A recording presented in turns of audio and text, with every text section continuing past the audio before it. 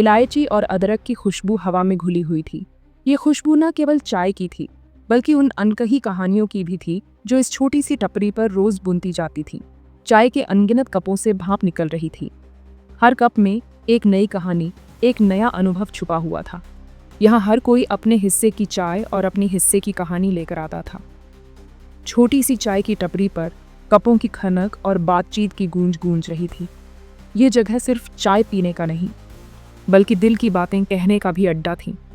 ये शहर का दिल था, एक ऐसी जगह जहाँ कहानियाँ शुरू होती थीं और ख़त्म होती थी। यहाँ हर दिन एक नई कहानी का जन्म होता था और हर रात एक पुरानी कहानी का अंत। यहीं पर किस्मत 3 आत्माओं को एक साथ लाने वाली थी। 3 लोग, 3 कहानियाँ और एक चाय की टपरी।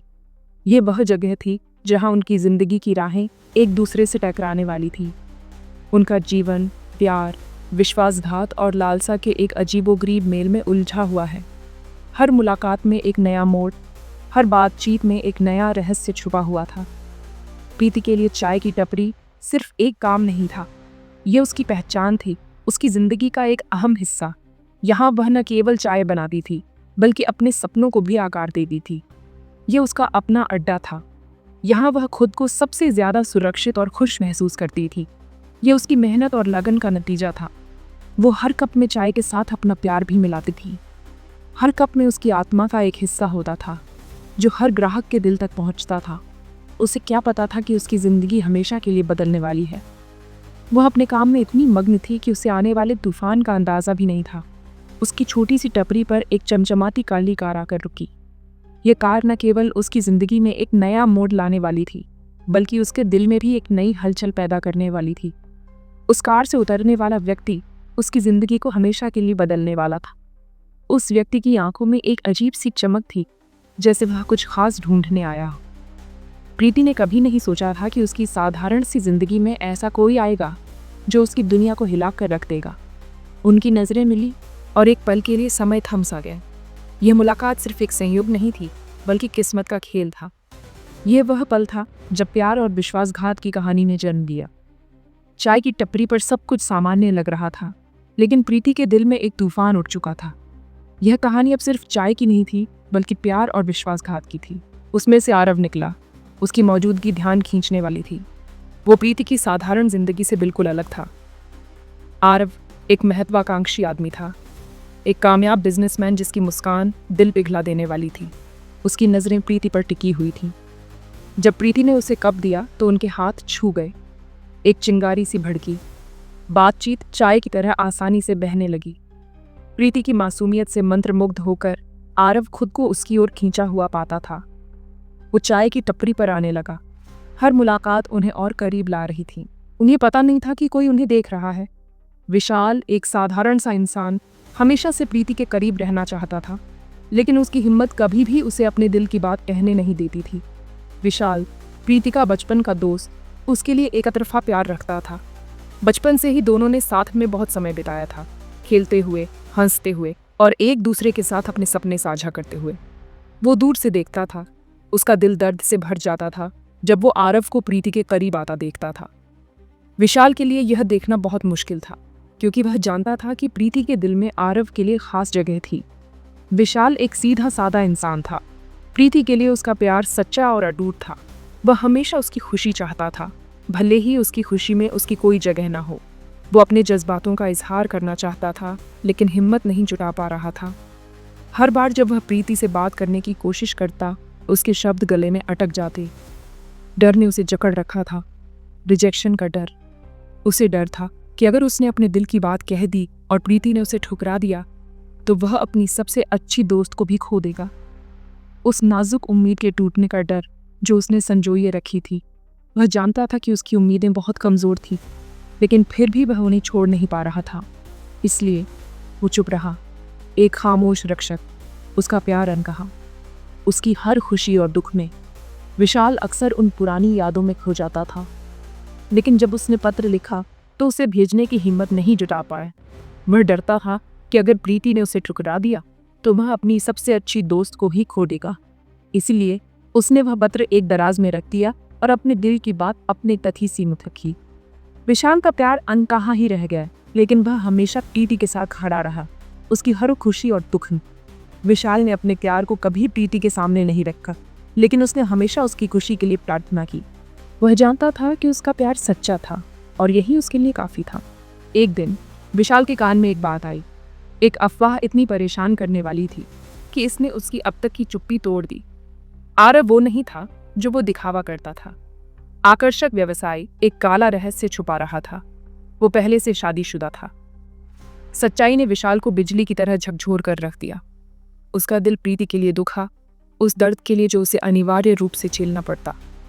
प्रीति के लिए अपने प्यार और अपनी दोस्ती को खतरे में डालने के डर के बीच फंसे विशाल ने खुद को एक दोराहे पर पाया। उसे चुनाव करना था। सच एक पिंजरे में बंद जानवर की तरह हमेशा के लिए छुपा नहीं रह सकता था। विशाल अपने ज्ञान का बोझ सहन करने में असमर्थ ने आरव का सामना करने का फैसला किया। सामना तनावपूर्ण था, गुस्से और बेबसी का टकराव था। आरव ने झूठ पकड़े जाने पर अपने कार्यों को सही ठहराने की कोशिश की, लेकिन उसकी बातें खोखली लग रही थीं। उन्हें अनदेखा। प्रीति पास आ गई। उसकी मुस्कान फीकी पड़ गई क्योंकि उसने उनकी बातचीत सुन ली थी। सच्चाई उसे किसी शारीरिक चोट की तरह लगी। आरव के विश्वासघात के भार ने प्रीति को कुचल डाला और उसके चेहरे से रंग फीका पड़ गया। जिस आदमी ने उसे दुनिया देने का वादा किया था, उसने उसका भरोसा तोड़ दिया था।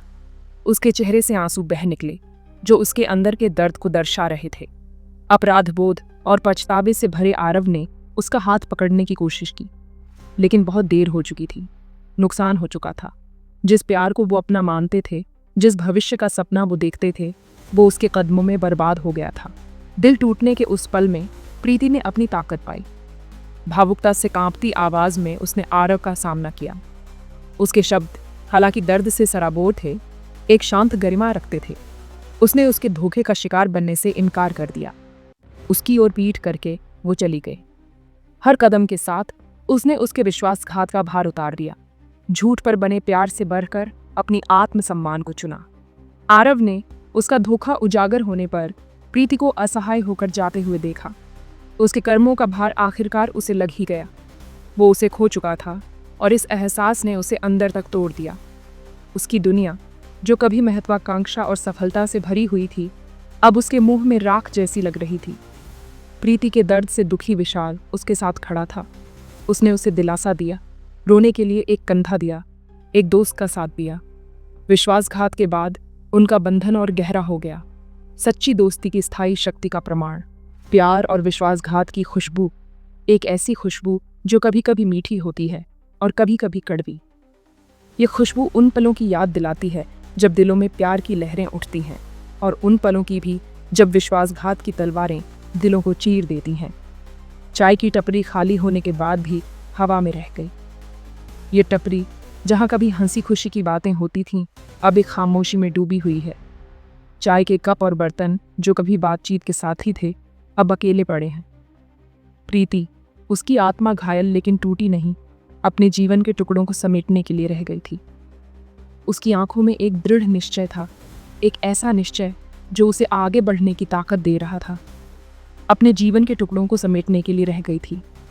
उसने अपने अतीत के हर टुकड़े को उठाया, उसे ध्यान से देखा और फिर उसे अपने जीवन के नए अध्याय में शामिल किया। हर टुकड़ा, हर याद उसे और मजबूत बना रही थी। अनुभव ने उसे बदल दिया था, उसे एक नई दृष्टि दी थी। उसने अपने जीवन के हर अनुभव से कुछ सीखा और उन सीखों को अपने जीवन में लागू किया। वह अब पहले से कहीं ज्यादा समझदार और मजबूत हो गई थी।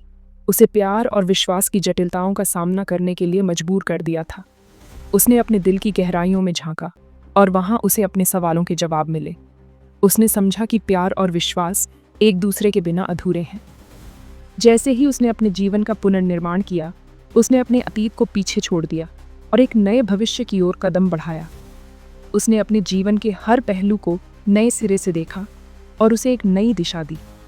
उसकी कहानी देखने वालों के मन में एक सवाल कौंधता रहा, क्या प्यार और विश्वासघात के बीच कोई संतुलन हो सकता है?